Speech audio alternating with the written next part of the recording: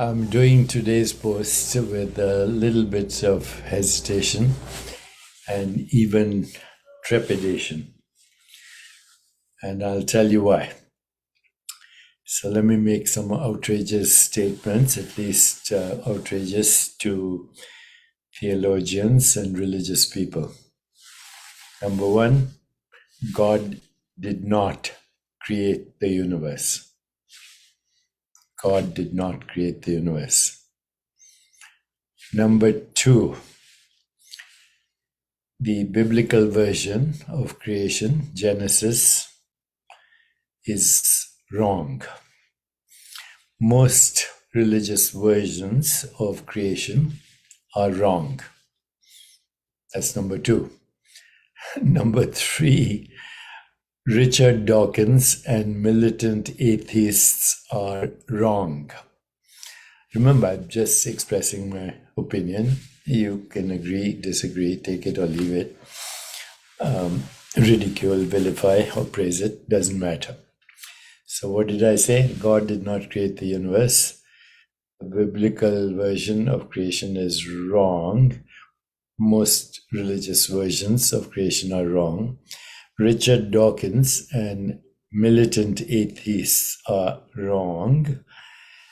And actually, the genesis of the universe is much more interesting than the current scientific version and also the current religious version, which are both wrong.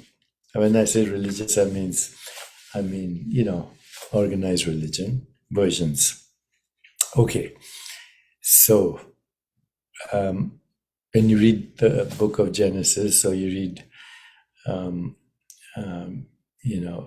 some other texts, you come across this idea: God created the universe in the biblical version 7 days.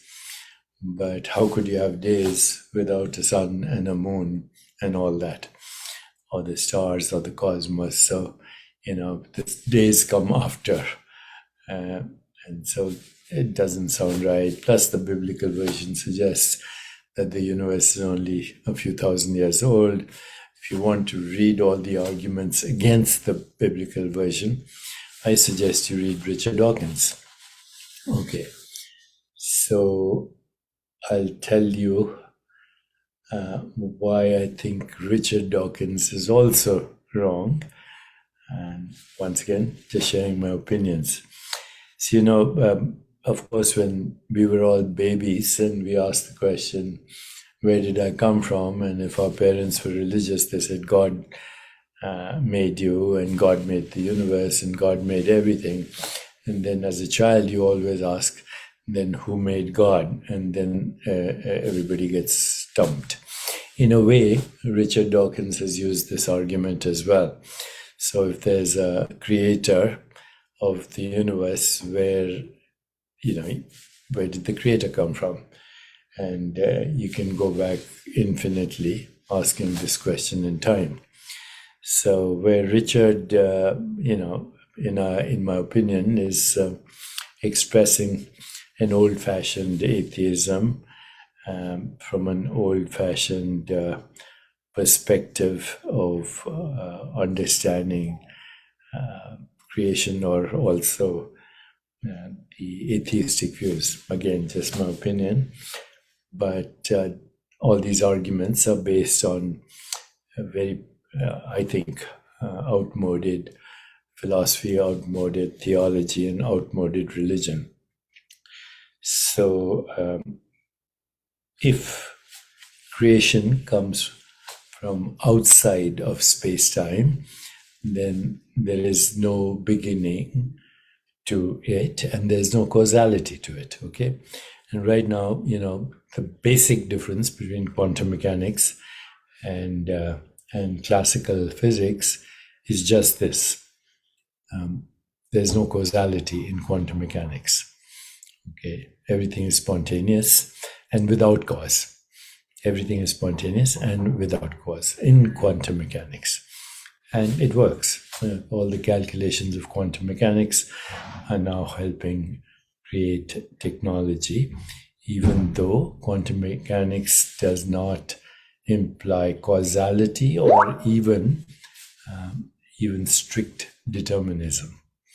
Okay, quantum mechanics applies only possibilities that reside in a transcendent realm. It implies unpredictability. It implies quantum leaps of information and energy, which means discontinuity. And to some of us, it implies self-organization, self-regulation, self-evolution, and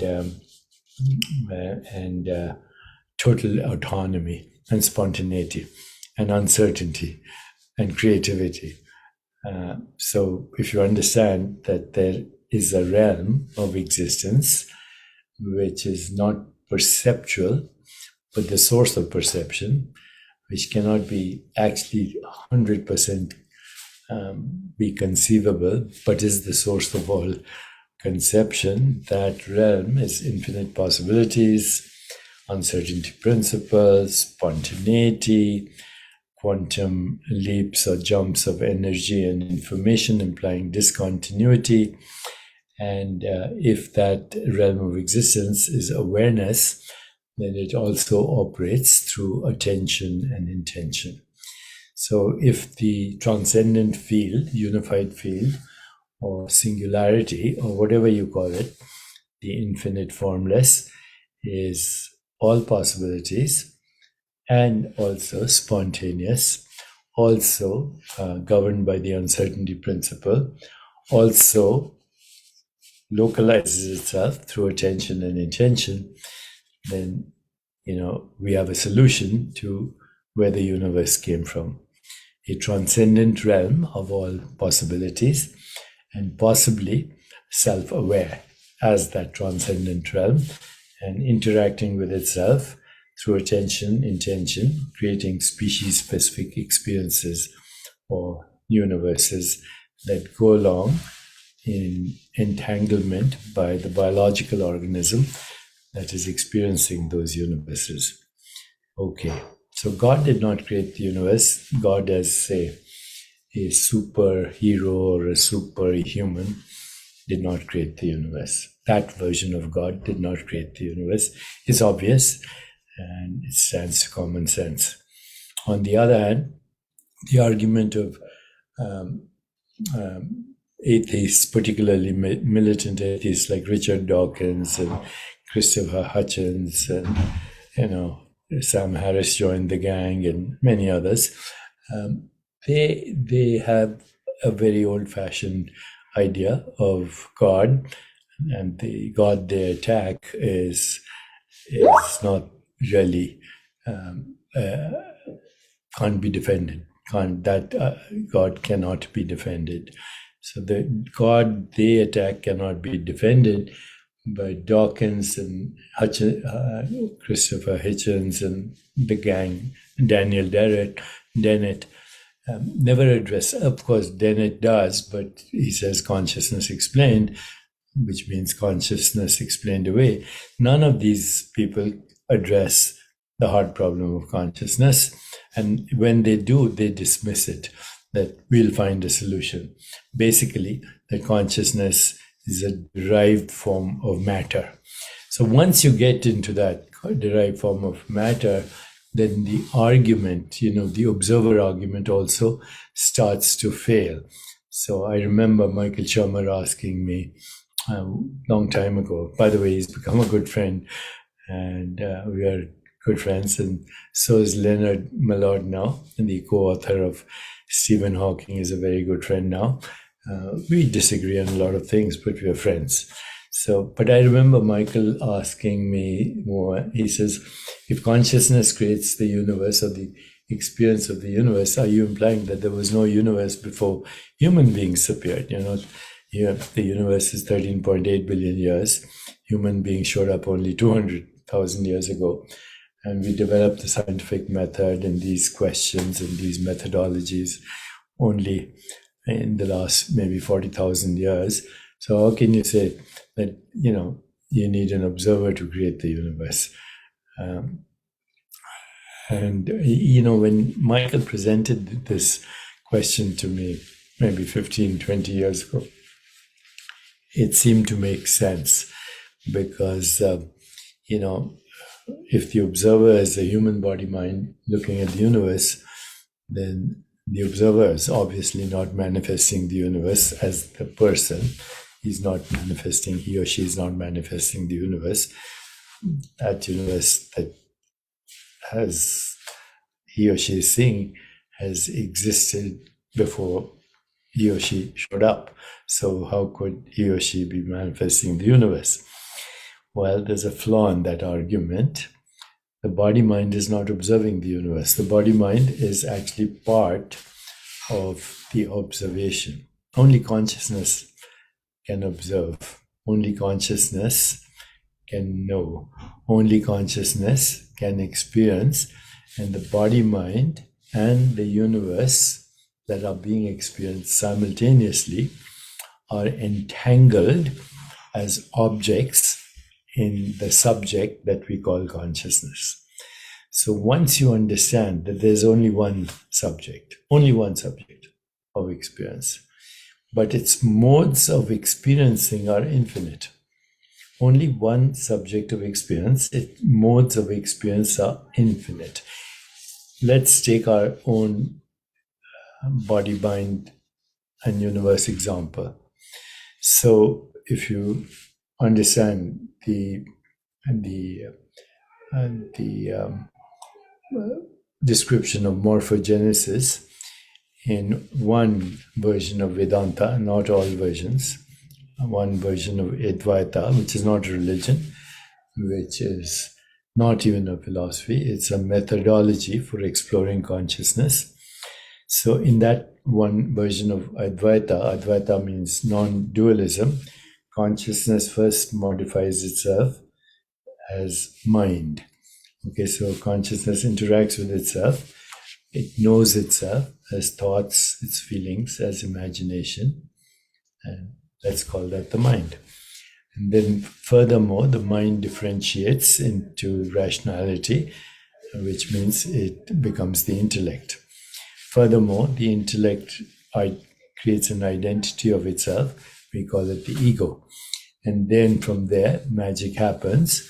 There's the differentiation of the five senses, and five motor organs, and these project as the experience of space-time, energy, information, and matter. Or we can say the five elements: space, air, fire, water, and earth. Space being matter, or what we call matter, in its vacuum state. Air being what we call matter in its gaseous state. Water in its liquid state, and earth in its matter state. So you see here, consciousness is self-interacting and differentiating into ego, first into mind, into intellect, into ego, into the five senses, into the five motor organs, and through acts of attention and intention, experiencing itself as the body-mind apparatus that is entangled with the experience that body-mind apparatus caused the universe, in this case, the human universe. In similar ways, other species are entangled with an experience which would be their universe. An insect with 100 eyes, a dragonfly with 30,000 eyes, a snake infrared, insects ultraviolet, owls also, all different universes entangled in a common ecosystem of universes with leaky margins. And so the traditional God did not create the universe. The God that I am trying to explain is much, much, much bigger, much, much, much more mysterious, much, much more ineffable, transcendent, beyond space-time, irreducible, fundamental, spaceless, timeless, causeless, and that formless awareness is everywhere. So it's omnipresent. It is the source of all energy and matter, or we can say the experience of energy and matter. Source of all experience of energy and matter. So we can say omnipotent. And the source of all information that is generated through its own self-interaction, which we can call omniscience. Yes, omnipotent, omniscient, omnipresent, but on a much grander scale than any religion can describe or has described, or even our current cosmological frameworks, which include things like the Big Bang, which, by the way, no cause can be ascribed to it, which include Planck epoch, 10 to the power of minus 43 seconds, post time zero, where there are no laws of physics, cosmic inflation, where the universe triples in size every trillionth of a trillionth of a trillionth of a second, and then slows down for inexplicable reasons, but precisely fine-tuned for mind, life, and universe and multiverses. Can't explain cosmic inflation, can't explain the Planck epoch, can't explain the source of the Big Bang, can't explain the disparity between the observed value of the cosmological constant and the theoretical value. Lot of things, and can't explain black holes, can't explain not black holes, can't explain dark energy, can't explain dark matter, can't explain most of the universe or what's happening. And there's a standard model, of course, that seems to work for creating technology, but seems to be totally disastrous for explaining the origins of the universe. So current cosmology out, religion out, Dawkins and his gang out, as far as I'm concerned.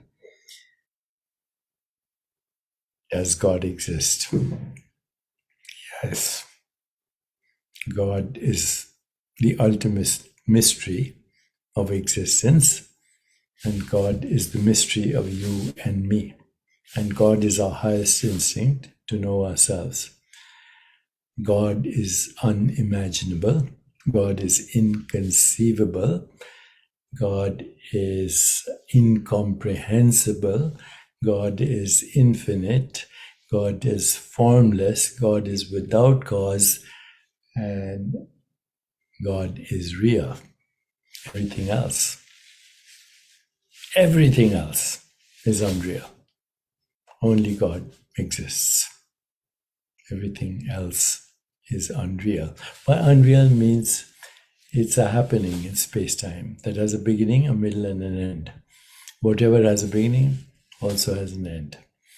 And every projection of the universe has that beginning, middle, and end. And you and I are part of that entanglement as the impermanent visions of God in infinite modes of imagination, in infinite modes of knowing, in infinite modes of experience, and never ending. So, does God exist? Yes. Did God create the universe? No, God conceived, constructed the notion. That's all you need.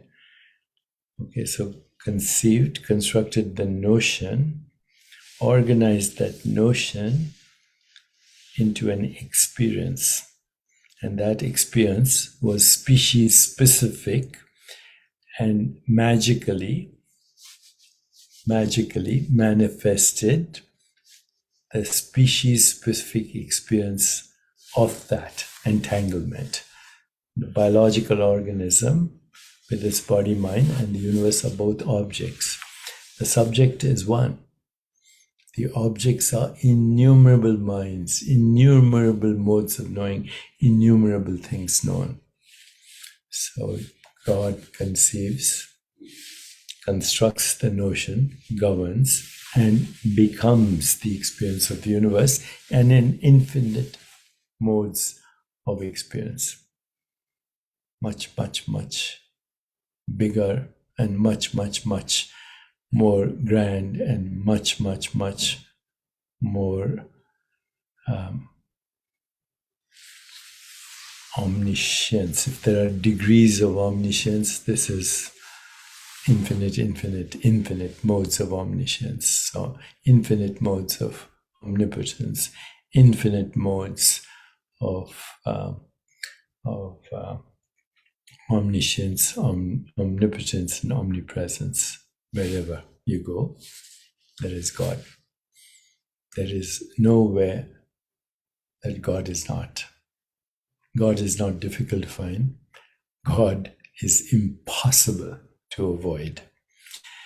So reflect on this, and I'm sure I'm going to be criticized, attacked, vilified, whatever, ridiculed for these views. But I have been saying for some time that both religion and science need a reformation. Let me know your thoughts.